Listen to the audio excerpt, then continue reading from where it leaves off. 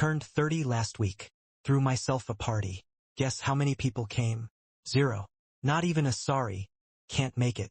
Just silence. Fast forward 7 days. Mom hits me up. Hey, your dad's 50th is coming up. Is $2,000 ahead. Venmo me. No, happy belated. No, we missed you. So I Venmo'd her a whole $1 with the note. Congrats. I leaned back in my creaky chair. Not even a lazy emoji reaction. But now they expected me to shell out $2,000 for Dad's extravagant bash at some ritzy vineyard in Napa. I let out a sharp, bitter laugh that bounced off the walls of my quiet Seattle apartment. That was the moment I decided. I was done. I'd booked a little gastropub in Capitol Hill for my birthday, a place with exposed brick walls, Edison bulb chandeliers, and a playlist heavy on indie folk. I'd gone all out, ordered a 3-tiered vanilla cake with 30 in gold icing, secured a tap of local stout, and sent invites to my family and a handful of old friends from my days at UW. I wasn't expecting a packed house, just Mom, Dad, Veda, Ansel, and maybe a couple of buddies who still remembered me. By 6 p.m., I was checking my phone. Nothing. 7 p.m. Still nothing. By 8 o'clock, the bartender, a woman with a nose ring named Mara. She gave me a look that said she wasn't born yesterday and went back to polishing glasses. By 9 o'clock, reality hit like a freight train. No one was coming. I cut a slice of cake, the knife scraping through the quiet, and ate it alone at the bar, the sweetness cloying against the sting of rejection. Other patrons glanced over, their pity worse than the silence. At 10 o'clock, they just didn't give a damn. A week later, I was on a Teams call for work when my phone buzzed. A group text from Mom.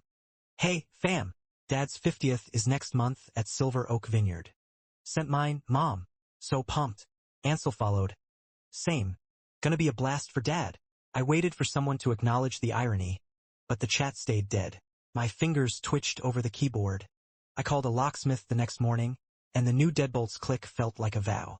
2 days later, my banking app pinged. Unauthorized access attempt on joint account.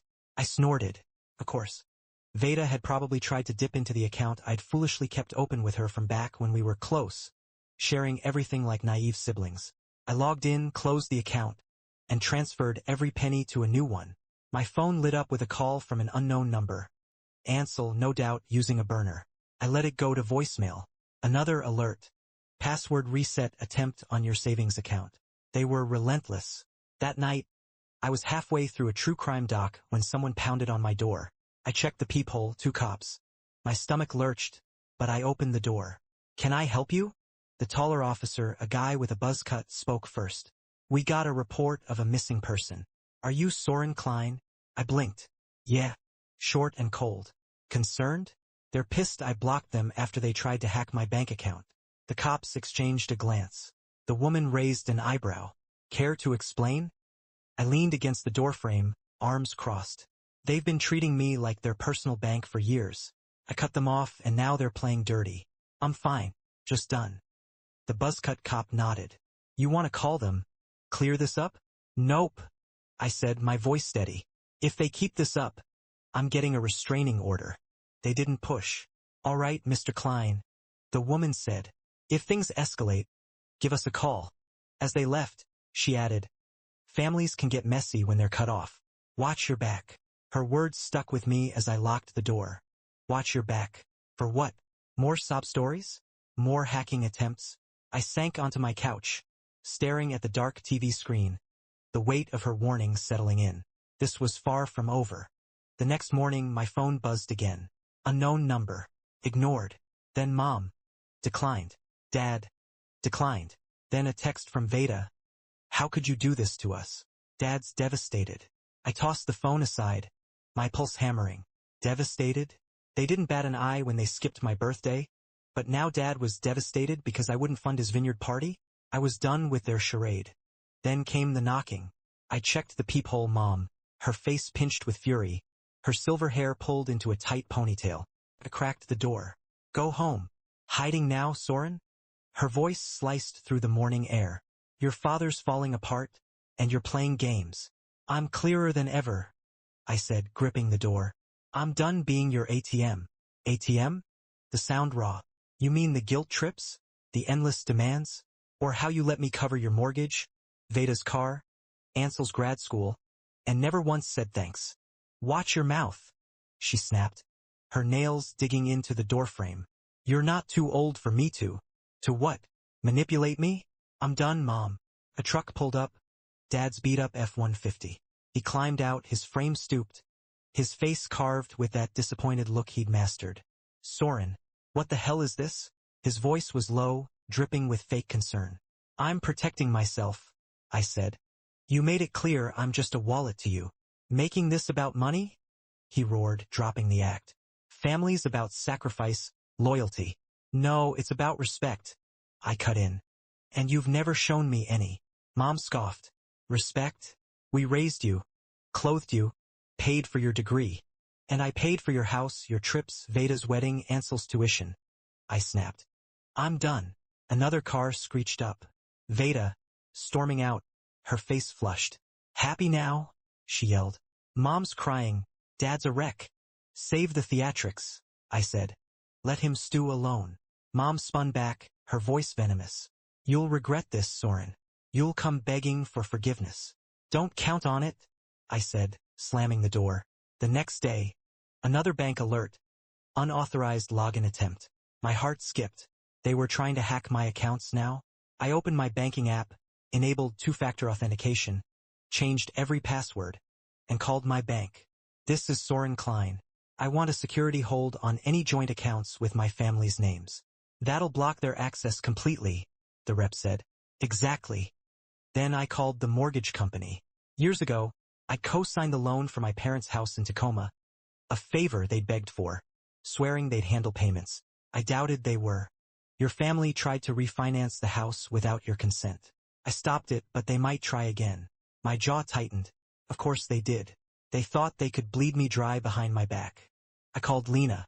I want to sell my share of the house. Now.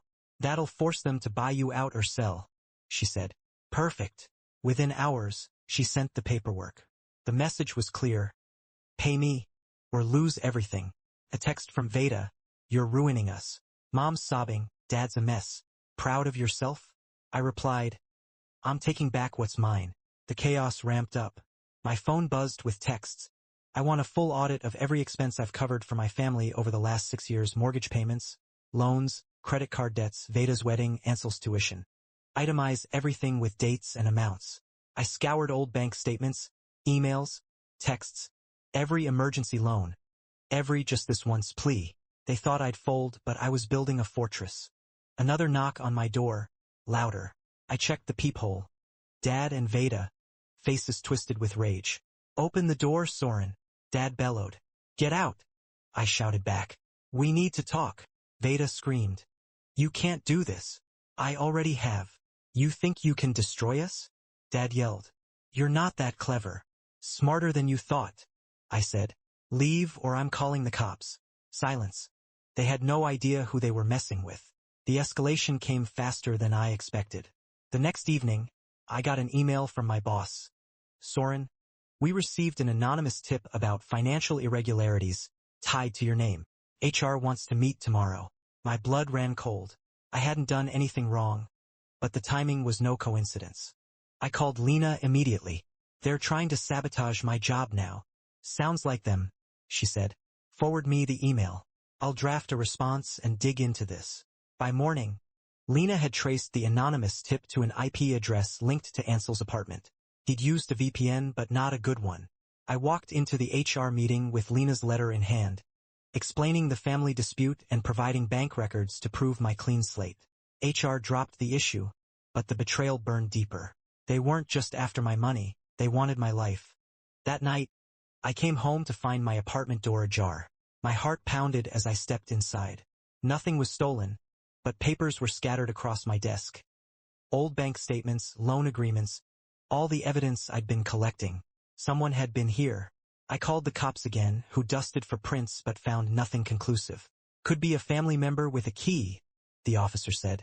You sure you changed all the locks? I nodded, but doubt gnawed at me. I installed a security camera the next day. 2 days later, a package arrived, no return address. Inside was a photo of me at the gastropub alone, cutting my birthday cake. A note in Veda's handwriting.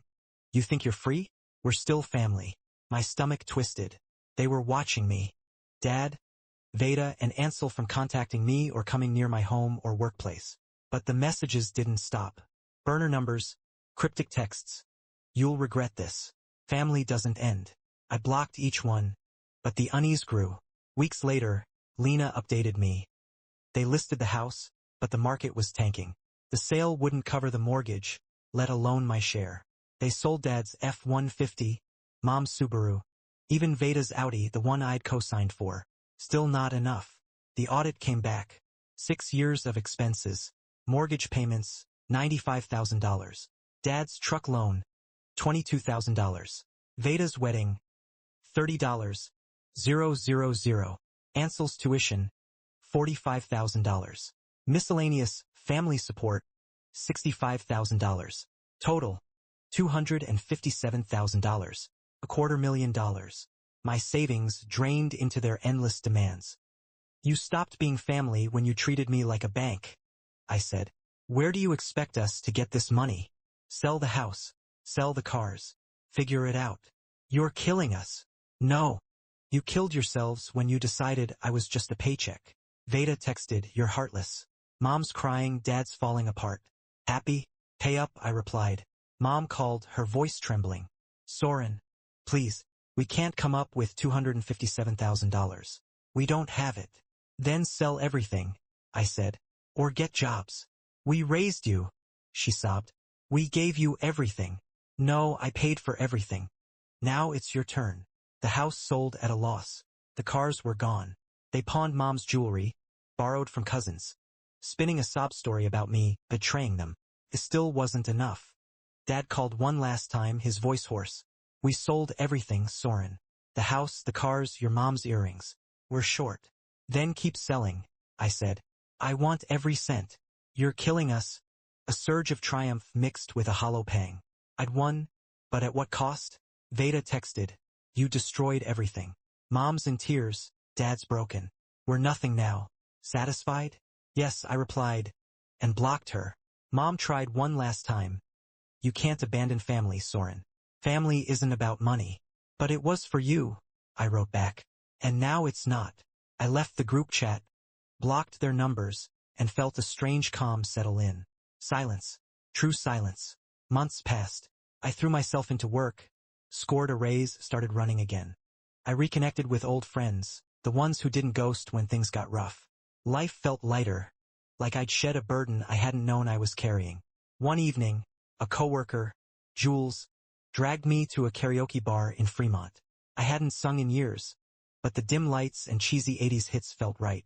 Soren, you're up, Jules called, shoving a mic my way. I picked a Springsteen song, belted it out, and the crowd cheered. I grinned, feeling alive. Then I saw him, across the room, nursing a beer. That, our eyes locked. Shock, guilt, then something softer, regret.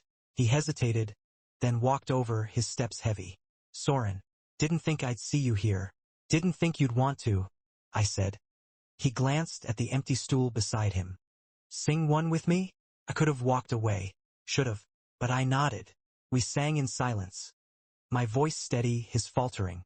Each note felt like a wall between us. Everything's gone, he mumbled after. The house, the cars. Your mom's with Veda now. We've lost it all. I know. I thought we'd be fine, he said, his voice breaking. Thought you'd always be there. Because you used me, I said. He nodded, eyes down. I did. And I'm sorry. I failed you. Failed us all. I laughed. Sharp. You think sorry fixes this? No, he said. But I need you to know I was jealous. My son. Outshining me. I tried to take everything you had. Anger flared, then faded as I looked at him. Not the towering figure of my childhood, but a tired, broken man. Why now? I asked. I said softly. I know. He offered a shaky hand. I hesitated, then shook it. His grip was weak, but real. I turned to leave, the bar's neon glow fading behind me. Outside, the Seattle night was cool, the city alive. I breathed deep, a weight lifting. For the first time, I wasn't angry. I wasn't chained. I was just free.